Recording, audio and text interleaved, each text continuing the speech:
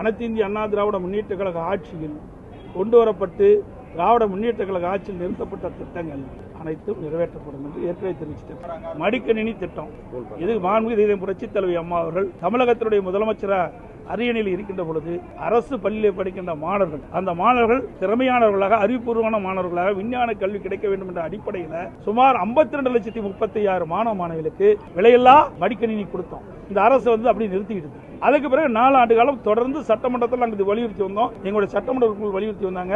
நாங்கள் தொலைக்காட்சி மூலமாக எங்களுடைய கருத்தை தெரிவித்தோம், அறிக்கையின் மூலமாக தெரிவித்தோம். ஆனால் 4 ஆண்டு காலமாக மடிக்கணினி வழங்குகின்ற திட்டத்தை இந்த அரசு நிறுத்தி இருந்தது.